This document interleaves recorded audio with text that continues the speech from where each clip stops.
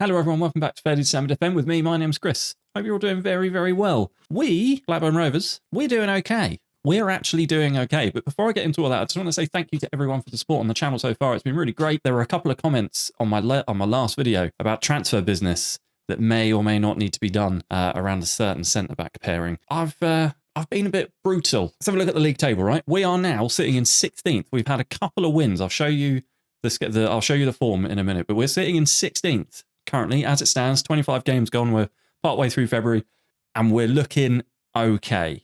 So we're out the relegation zone for the first time since game week 6. Also, just is anyone else having trouble having more than one team show?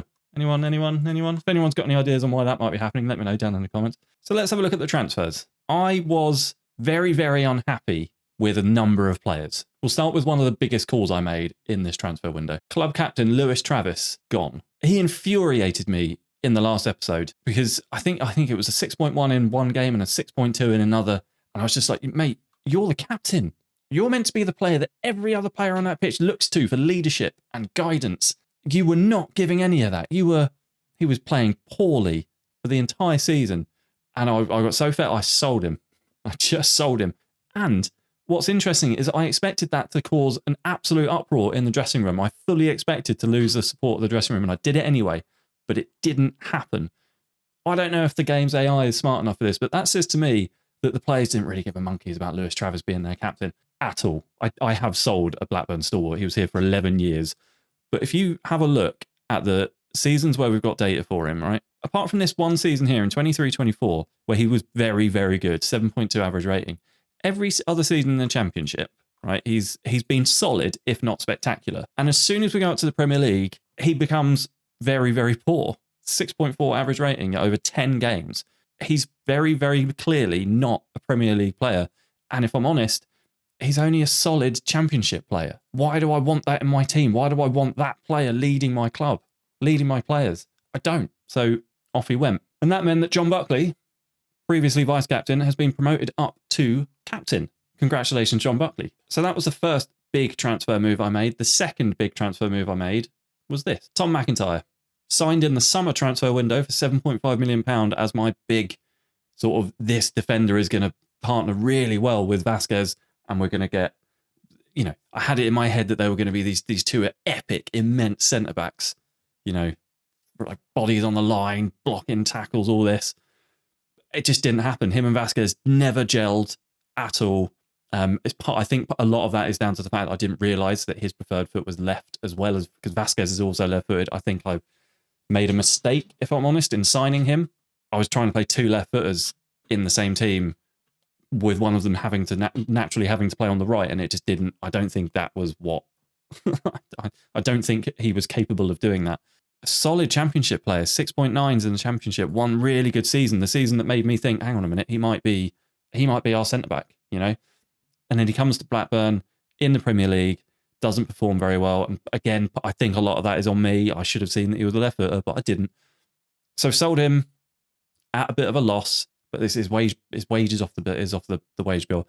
But you look at where he's gone. He's gone to the Turkish Super League, and in 4 appearances, he's got 7.18. It's just another player, I think, that isn't Premier League ready. He's not a Premier League player. And you get these signings every now and then. You get a signing who will perform really, really well in the Championship, and then they make the step up to the Premier League, and all of a sudden they're not so good. Mitrovic, in real life, absolutely storming the Championship right now. He's got like 1 million goals, but you put him in the Premier League, and he sort of struggles a little bit.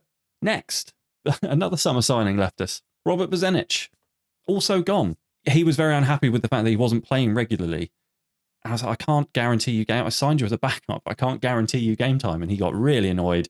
And the mood I wasn't in a good mood. I threatened to sell him. I said, maybe it's best if we just part ways. And he was like, yep, maybe it is. So off he went. He went to CSK in Moscow. I haven't really got anything to say about him. He wasn't here long enough and didn't do anything really to make any sort of an impression. He was just around. We've brought in some really good players. I've got a Brazilian scout. And he recommended this chap on a free. And I was like, yeah, sure, Elton. I'll buy Elton. Why not? You know, I can probably make a joke about him being the Brazilian Elton John at some point. So he's come in on a free. He's now, you know, allegedly worth between 29 and 41 million, or potentially, probably, based on his star rating. But, you know, as a backup striker for Eder and Patterson, brilliant. Welcome Elton John. Obviously, we needed to replace Tom McIntyre. Welcome Sepp Vandenberg. His first 3 games in the club, 7.37 rating. And his first 3 games haven't been especially easy. He's really good. He's a really good centre back, and we got him for £4 million. £4 million.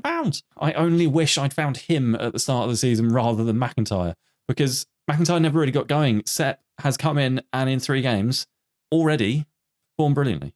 I also brought in another centre back, Ben Davies, experienced 31-year-old centre back in on loan from Villarreal. He was on the transfer list, and I didn't want to buy him. But I thought, if I can get a third centre back in relatively cheap and just pay his wages for 6 months, I'm absolutely fine with that. And if we go down, maybe then we look at buying him and he becomes our player permanently. You know, I've not played him yet. He's here as a squad player, very much a backup to Vasquez and Sepp. But again, he's a very, very good, I think, very, very good defender. My ability to rate defenders, though, is probably not the greatest. Next up, Julian Auld. Now, you might be asking why we've signed another left back, and it's because Harry Pickering's contract runs out at the end of this season, and I'm not going to renew it.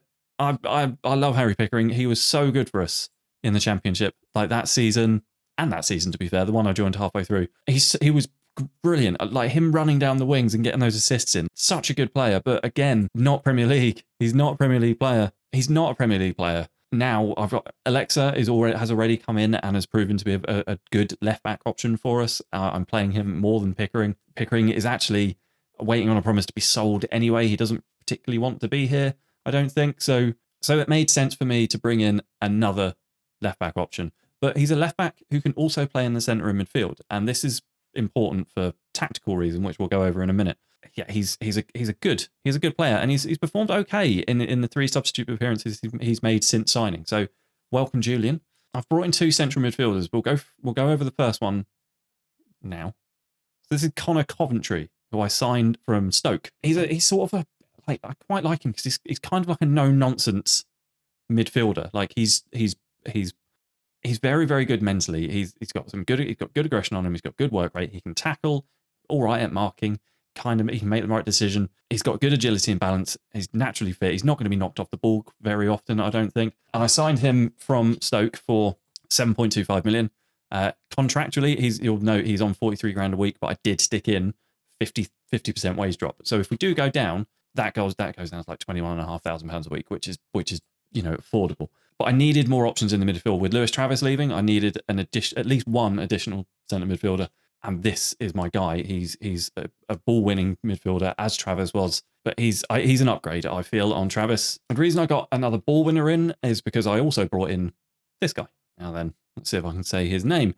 Catalin Cherjan, Romanian, 24 years old, very, very technically gifted, I think. He doesn't do much in terms of like hardworking, strong midfield work. Like his tackling isn't great. He doesn't have good marking, positioning, not brilliant. He's not very aggressive. He's a technical player. He's our outlet. He's our creative outlet. He's got good flair, good dribbling. He can pass. He's got good technique on him. He's naturally fit. He's quite fast. His acceleration is 15. His top pace isn't the greatest, but he'll beat a lot of players from a standing start. Bam. So I signed him for 3 million from ATP in Brazil. And then the reason that I signed another ball winner and an attacking midfielder and another player who can play in the middle in Julian is because we changed the tactic up. I've gone through one of the presets, which isn't my preferred way of doing things, but we were so bad, like just awful, that I was so frustrated with it. I couldn't figure it out. I couldn't figure out what was going on. And I was looking at the team and I thought, well, the wingers aren't really doing anything. We really need to shore up defensively. We need to get we need to be hard to play through. And my initial attempt, we'll have a look at the form. My initial attempt was this horrendous 4-1-3-2 thing that I played. I had right. So what I did was this. Ignore the roles and the duties and all that sort of stuff. I did this, where I had 4-1-3-2, and it was just terrible. Leicester picked us apart. They utterly destroyed us. So that I tried that in the Leicester game, which we lost 1-3. Went back to the 4-4-2 for Brentford, which we won 2-0. I was really happy with that because they were a relegation rival and we beat them 2-0. Brilliant. And I thought, right, the 4-4-2's back on. And then Wolves beat us 3-1. Newcastle beat us 2-0. Spurs beat us 1-0. In the FA Cup, I thought, well, it doesn't really matter. I'll go 4-2-3-1 against Burnley. We'll go attacking, see if we can get into the fourth round. They beat us. Ben Knight, 87th minute winner. And then I thought, right, now's the time to just try something new. We've got Chelsea. It's a free hit, and we took the free hit. Adam Eder in the 28th minute, 1-0. We beat Chelsea in our first Premier League season, 1-0. And I thought, yes, come on. Like even if we do go down, we've had one big scalp. And then Brentford, same story, 1-0, 89th minute winner. It took a long time coming, but that's 6 points we've taken off our relegation rivals. And then this game, oh my God, this game. We were 2-0 up in the first 10 minutes. Madness. It was absolutely brilliant. We did end up losing the game, right? Where there were 2 players sent off. They had a player sent off in the 66th minute. The other Edwards got himself sent off in the 74th. And Erling Haaland, of course, hat-trick. We lost 3-2. But apart from Niall Hoey and the other Edwards, I was really happy with how everyone played. Like, we got some low ratings, 6.3, 6.5. But we went 2-0 up away at Man City. And we had a chance late on to equalise. Adam Eder would have gotten his hat-trick, but it wasn't to be. And I think it's all to do with this. Like, we've got, I don't know what it is with this. It's a preset. I'm not super happy with it because I don't really like using presets. I like to come up with my own thing, but I was just in the mud. I was miserable just clicking through all those games. Like, oh, we can't score. We can't win. We're going to get relegated. As much as I know going up, I know being a team like Blackburn going up to the Premier League, we're not going to have the best of it a lot of the time. But it's never fun sitting there and watching yourself get beaten week in and week out. It's just not fun. It's very difficult to separate this is not fun from, yeah, but you kind of knew that, right? You're Blackburn Rovers in the Premier League and you're playing Man City away. It's fine. Looking at my recording count here, it's 23 minutes recording so far. Gone on for a while. I had planned to bring you both Nottingham Forest and Leicester today, but I think in the interest of time, just the Nottingham Forest game, which is today. They are bottom of the league on 16 points. Now, I think I said at the start of the season, that we would need 25, 30 points to stay in this league. I don't know if that's true. I think we might be looking at 35 minimum now. So I'm just going to bring in the Forest game today. Let's get on with it. Dimitrievski, Alexa Vasquez, Sepp, Gabriel Menino, Koopmeiners, Zeet, Connor Coventry, Kerlan Serjan. What is his name? I can never remember his name. Catalin Serjan. Adam Eder, Paul Patterson. We're at home. They're bottom of the league. We beat them to the title. Given we're the in-form team, I would really like to come out of this with 3 points. Just to put more pressure on them and to open up the distance between us. I think it's 4 points at the moment, the gap. I would very much like, at the end of this game, for that to be 7. Bloody hell, 35 minutes gone. Nothing happening. 0-0. We're having a lot of the ball, though, which is good. We're more passes completed. We're struggling to get shots away. Patterson, again, not his best work. Half time. Good God. 5 shots and only 1 on target. No highlights. What is going on? Here we go. First highlight of the game in the 55th minute. Starts with Nottingham Forest. Gabriel Menino's nicked in and stolen that ball. Patterson plays it back to Menino. Here's Coventry. First time we're seeing him. And Serjan. Patterson on the ball. Plays in Eder. Go on, Adam. Oh, God, it's a good save. It's a good save from Samba. Another highlight now. Alexa into Koopmeiners. Here's Serjan. Doesn't get the pass in. Forest just hoof it away. Vasquez calmly collects it, plays it forward to Zeet. Koopmeiners to Coventry as Patterson again. Coventry is going to play it into Patterson. Oh, off the post. Oh, Paul Patterson. It's starting to click now. Feel it starting to click. Do we go attacking? Koopmeiners is on a yellow and a 6.5. I'm going to take him off for Namdi, the natural replacement there. Apart from that, I don't want to change anything really. Everyone's playing decently enough. I think Alexa possibly come off for Julian Auld, just because he's looking a little bit tired. I think that's the change. I'm not going to go attacking just yet. Come on, guys. 20 minutes to go.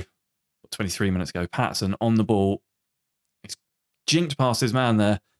Plays it into Zeet. Zeet with a shot, and it's just wide. Ugh.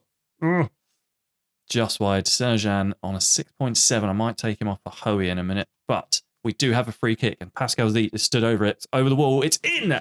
Get in! Pascal Zeet off the crossbar. What a goal. What a goal. It's 1-0. Yes! Come on! Come on, boys. Pascal Zeet, round the wall, off the crossbar, back of the net. Highlight to Nottingham Forest. Don't equalise immediately. They've not. 3 minutes of extra time to play. Playing it out from the back. Namdi plays to Coventry. It's Pascal Zeet running forward, and he's sprayed a pointless pass ahead of Ida. It's needlessly given the ball away there. And hopefully, Forest don't counter. They are in. Anthony is in. Get the tackle. Get the tackle. Get the tackle. Lerma. Stengs.